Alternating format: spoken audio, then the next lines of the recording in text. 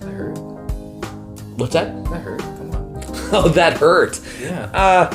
Having genetics to be at Chris's level and not quite getting there, there's one Chris bumps out on this earth. That's so true. I don't think it's that painful to be like, Yeah. I'm not as good as Chris. Make donuts together. Discuss regrets during respective fitness journeys. We made donuts and they were really good. So literally that's been done. And discuss regrets during respective fitness journeys. Oh, I got one. I'd say my biggest regret was when I didn't track progressive overload. And I did that for a long time, man. Yeah. And I just started tracking like 3 years ago. And then within like the first like half a year of tracking, I made so many gains.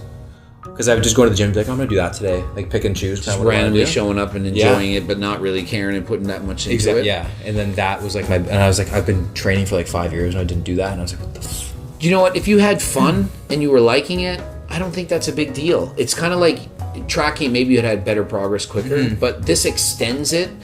For me, like a regret, I don't think I have any, because to me the biggest regret is if you get into taking PDs at too young of an age, or you grow too much.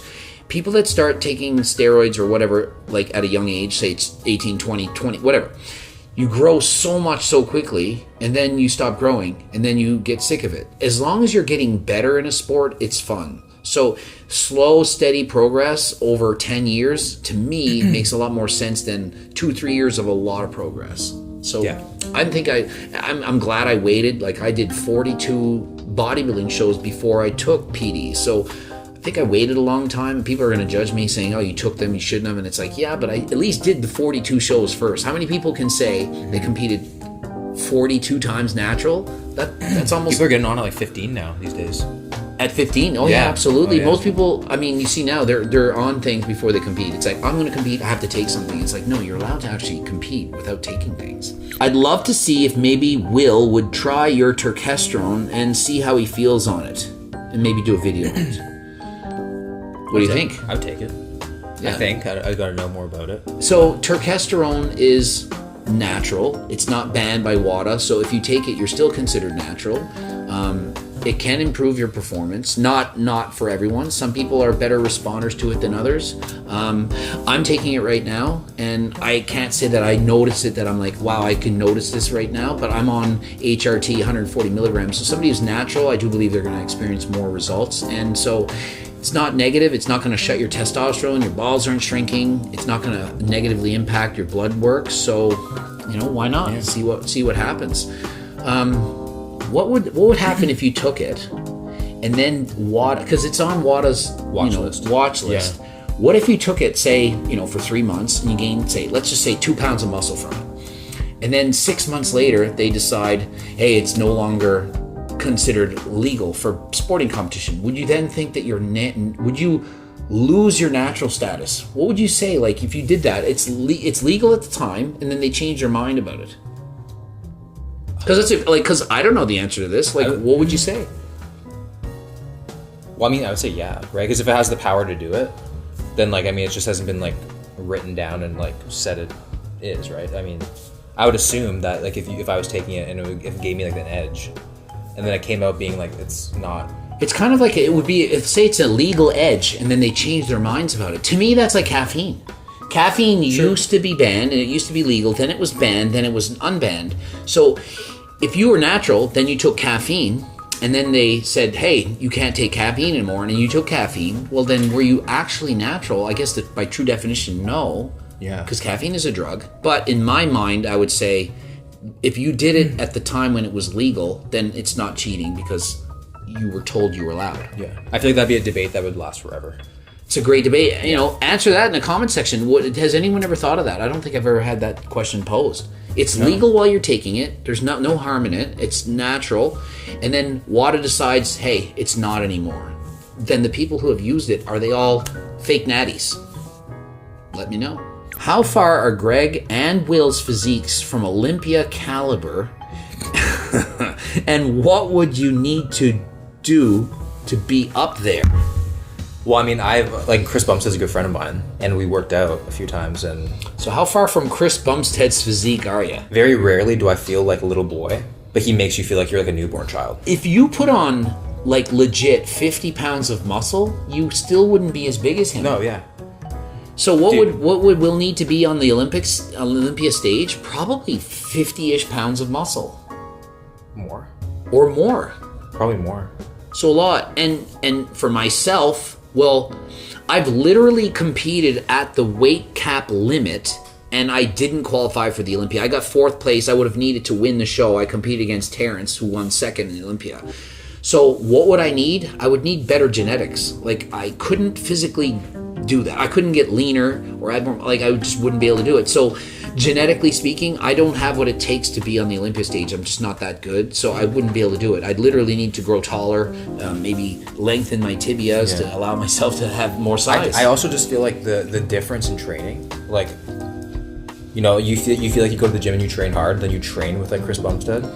Well, they train like What animals. the hell? Like, it's Chris, sick. his trainer, Ian Valaire, they're doing drop sets almost every set. It's like really hard. It's not even just the volume, but it's like the strength with the endurance with that weight. Like, so like if you have like 135 pound dumbbells, it's just go. Like, for 15 reps and bands it, and then drop set, pass failure, partials. So after I literally did one working set with him, I was out. I was toasted. It's it for the day. Yeah, and it is progressive overload. You have to work your way up to that level. Yeah. And I think they might actually, I mean, I'm thinking of this, how do they want us to answer? They might possibly thinking like PD wise. For me, I had to take less to do classic because I had to compete at 185 was the weight limit. And so when I would compete in bodybuilding in the open or 212, I was on more because I was heavier. So I had to actually lower my doses. And for Will, he'd just have to I think my calves would need 10 grams of tren. Probably, man. You would need to take everything under the sun, and I don't think he would have the genetic potential to reach that much more muscle. You never know until you try it, but like not everyone can get that big. That hurt. What's that? That hurt. Come on. Oh, that hurt. Yeah. Having genetics to be at Chris's level and not quite getting there, there's one Chris Bumstead on this earth. That's so true. I don't think it's that painful to be like, I'm not as good as Chris. Yeah. There's a lot of other people that we would worry about being as good as, but Chris is just up there. He's like from Krypton. I mean, we've officially said so. Talk about how you feel life has changed for both of you over the last 2 years, YouTube-wise. Greg's channel reaching 1 million, Harder Than Last Time supplements, and Will becoming a part of BPN, as well as training with the likes of Bumstead and Shreve. Okay, well, do you want to start with that? Like how my life's changed. How your life's changed in the last 2 years? You're now with a new BPN supplement company. You've got to meet and be friends with people like Johnny Shreve, Chris Bumstead, I just Tristan Lee, various people. Like, what's that been like? It's super cool because I feel like when I started, I was like watching all these guys, and then you get to like work out with them. And then you look up to these people like Chris Bumstead. I'm like, holy shit! I'm like working with Chris Bumstead. Like, what the hell? And it's just like a cool opportunity. I just feel like I always just feel so lucky to be there and like just training with all these people. And I always say like I grew up playing hockey, and then like you watch Sidney Crosby growing up, and then all of a sudden you make the NHL and you're facing off against him, and you're like, what the like? It's so sick.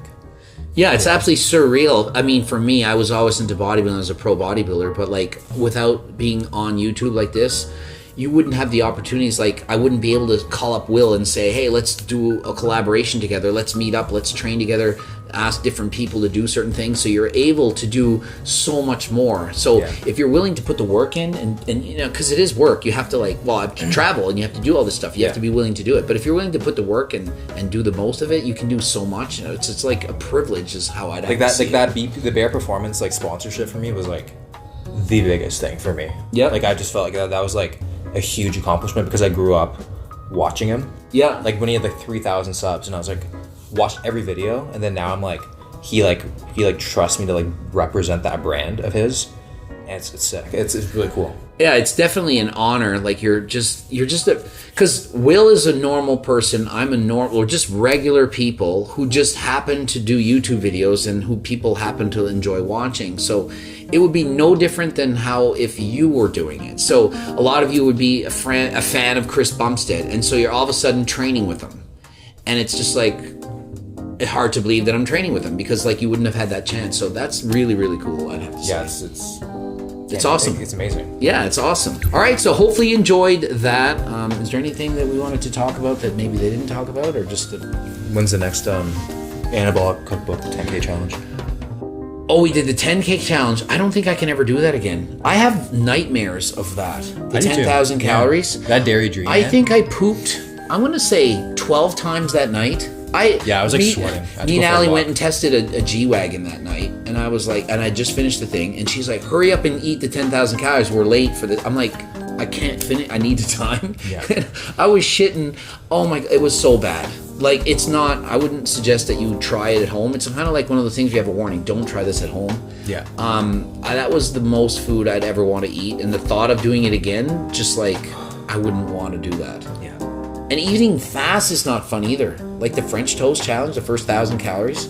Yeah. In like 2 minutes, or I forget how fast it was. I feel like I feel like I was haunts me. The fact that you beat me at that, I talked too much. Yeah, you were talked too much in general. I think just too confident. Yeah, and then that screwed me. Yeah, it was only a few seconds off, probably. Yeah, but I just can't. I just can't. The only I think I could do a popcorn challenge because it's like it's just bag after bag. I beat you and it's taking your time. That's fun. I beat you in the popcorn challenge. You did more than 12 bags? Oh no, the speed round. Oh, the speed one. Yeah, I remember. I went against my brother, editor Steve. I ate like 12 or 13 bags, and he had like 10. It took almost 3 hours. Holy shit! I was just sitting there, and I was full. My jaw hurt for 2 days. That could be a contest prep diet. So it's perfect. Like if you're really trying to lose weight and you eat popcorn, how are you losing weight? I struggle to get in 2,000 calories. It took 3 hours. I mean, I'm on a 4,000 calorie rough diet, like when I do cardio. So yeah, you eat like a cannibal. Oh, it's ridiculous. Constantly eating, this guy. We go to like, he eats half of Allie's burrito, and then you had your bowl. Yeah. Protein bar on the way there. A couple donuts. Yeah, I mean, while I'm biking 2 hours Yeah. cardio, you know, burning up the calories, gotta eat. Okay, so yeah, I have a plant-based cookbook coming out. So the donuts we made, obviously there's no meat. One had egg whites in as a dip. The other one was made with cashew milk. So, you know, one is completely vegetarian, one is vegan. Your best recipe ever. Yeah, I mean, I have to agree. I think it's the game changer recipe. To be able to copy a donut that tastes that good from simple ingredients that are at home, it's kind of like freakish. The first ingredient is hamburger buns, but don't be scared. Like, I was scared, trust me, but then you just executed it properly. It's such a great recipe. I hope people like it. I'm going to debate. You haven't tried the peanut butter recipe. Wow. That is 4 times. Okay, it has 4 times fewer calories than peanut butter and tastes as good as peanut butter or better.